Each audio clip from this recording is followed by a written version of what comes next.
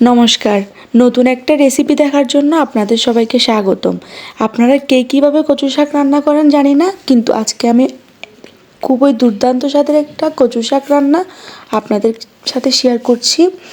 গরম ভাতের সাথে এই রেসিপিটি একবার ট্রাই করে দেখবেন, আমি শিওর আপনাদের ভালো লাগবে। এটি খুবই দুর্দান্ত স্বাদের, আমার তো ভীষণ ভালো লাগে। চলেন আপনাদের সাথেও শেয়ার করি। শহরে মানুষে টাকা দিয়ে কিনে খায়, আর আমাদের গ্রামে সব পড়ে আছে, কিন্তু খাওয়ার মানুষ নেই। কি আজব! এই যে আপনারা দেখছেন আমি কচু শাক তুলে নিচ্ছি, এগুলো আমাদের পাশের বিলের, যেটা আমাদের টাকা দিয়ে কিনতে হচ্ছে না, আমরা ফ্রিতেই পেয়ে যাচ্ছি। চলেন তাহলে ফ্রিতেই আপনাদের একটা রেসিপি শেয়ার করা যাক। এই যে আমি কচু শাক তুলে নিচ্ছি, সাথে আমার ভাগ্নি। চলেন তাইলে আপনাদেরকে সাথে নিয়েই রান্নাটা শুরু করি। এই যে আমার কচু শাক তোলা শেষ, আমি এবার এগুলা নিয়ে পুকুরে ধুতে যাব। চলেন আমার সাথে চলেন। এই যে দেখতে পাচ্ছেন কি সুন্দর ফুল। এই যে আমি এগুলো ধুতে পুকুরে যাচ্ছি। এই যে এখন আমি ধুয়ে নিব। সুন্দর করে ধুয়ে নিতে হবে যাতে কোনো বালু না থাকে।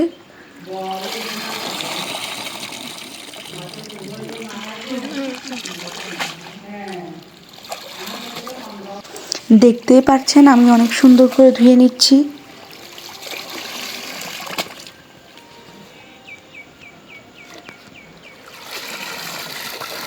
এই যে আমার কচু শাক ধোয়া শেষ, আমি এগুলো নিয়ে ঘরে চলে যাচ্ছি। চলেন এগুলো আমি সুন্দর করে কেটে নিব। এখন সেদ্ধ করার জন্য সুন্দর করে কেটে নিতে হবে। এই যে কেটে নিচ্ছি। এগুলো বড় বড় করে কাটলেও কোনো সমস্যা নেই, কারণ এগুলো সেদ্ধ হলে এমনিও গলে যাবে। বড় করে কাটলেও গলে যাবে, ছোট করে কাটলেও গলে যাবে। এগুলো কাটার কারণ হলো শুধুমাত্র কড়াইতে যাতে এগুলো মানে সবগুলা ধরে যায় আর কি। বড় বড় না কেটে বড় বড় রাখলে তো এগুলো কড়াইতে নিতে পারবো না। এই যে আমি আবারও ধুয়ে নিয়েছি, যেটা আপনাদেরকে দেখাইনি, তবে ধুয়ে নিয়েছি আবারও। যা আমি পাতা নিয়ে যাচ্ছি উনুন ধরানোর জন্য। এই যে আমি উনুন জ্বালার আগে চুলাটা একটু মুছে নিচ্ছি। সুন্দর করে মাটি দিয়ে, আমাদের গ্রামে বলে লেপে দেওয়া। এই যে লেপে দিলাম। এই যে আমার সব উপকরণ নেওয়াও ডান। এগুলো ধুবো, কাটবো। এই যে সব কাটাকুটি শেষ, ধোয়াও শেষ, রান্না শুরু করে দিব। চলেন উনুনটা জ্বালিয়ে নিই। আমি পাতা নিয়ে আসছি, পাতা দিয়ে উনুন জ্বালাবো।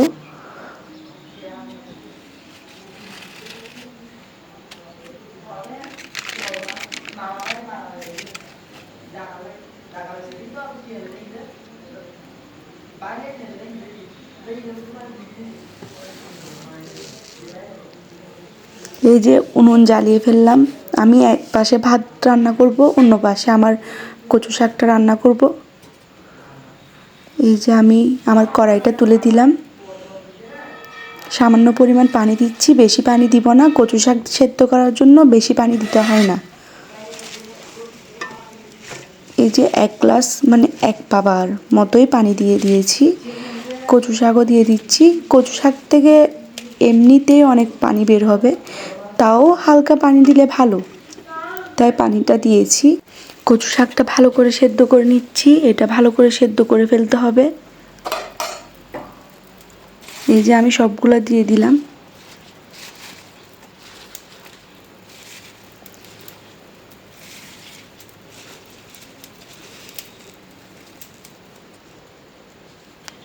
আমি এখানে সামান্য পরিমাণ নুন দিয়ে দিচ্ছি, বেশি দিব না, জাস্ট এটা সেদ্ধ হওয়ার জন্য, যাতে তাড়াতাড়ি সেদ্ধ হয়।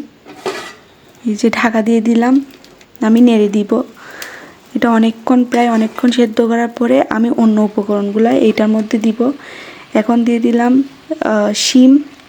শিমের সাথে পেঁয়াজ কুচি, আর হলো কাঁচামরিচ, আদা, তেজপাতা, আর তেঁতুল দিয়ে দিলাম। তেঁতুল দেওয়ার কারণ যাতে গলা না ধরে, কচু শাক খেলে গলা ধরে, সবাই জানে এটা, যার কারণে একটু টক দিলে ভালো হয়। তো আমি তেঁতুল দিয়ে দিলাম।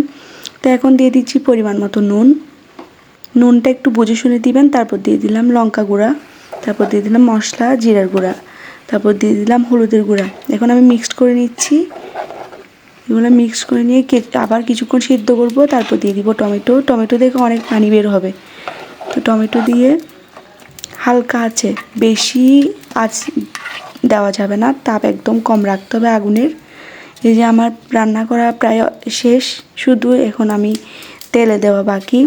তো এখন আমি আরেকটা কড়াইতে সরিষার তেল দিলাম, পাঁচফোড়ন দিলাম, রসুন দিলাম, এগুলো একটু ভেজে নিব। তারপর দিয়ে দিব পেঁয়াজ কুচি দিয়ে দিলাম।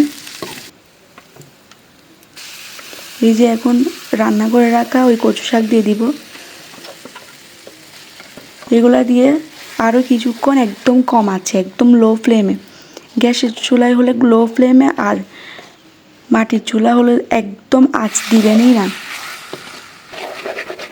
এই যে প্রায় আমার রান্না শেষ।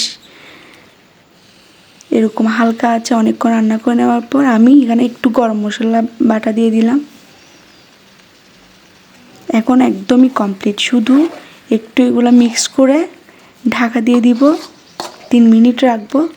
এরপরে নামিয়ে ফেলতে পারবেন। আর যদি চুলার উপর রাখতে চান রাখতে পারবেন আগুন নিভে যাওয়ার পর।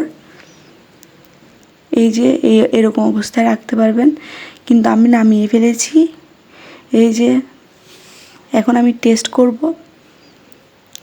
সত্যি কথা বলতে এটা অনেক মজা হয়েছে। গরম ভাতের সাথে তো এটার লাজবাব, আমার অনেক ভালো লেগেছে খেয়ে।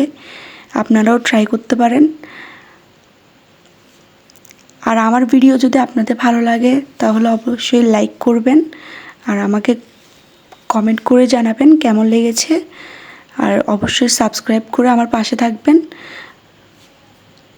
এতক্ষণ আমার ভিডিওটা দেখার জন্য সবাইকে অনেক অনেক অনেক ধন্যবাদ। সবাই ভালো থাকবেন, নিজের যত্ন নেবেন, ফ্যামিলির সবাইকে ভালো রাখবেন। টাটা সবাইকে, নমস্কার।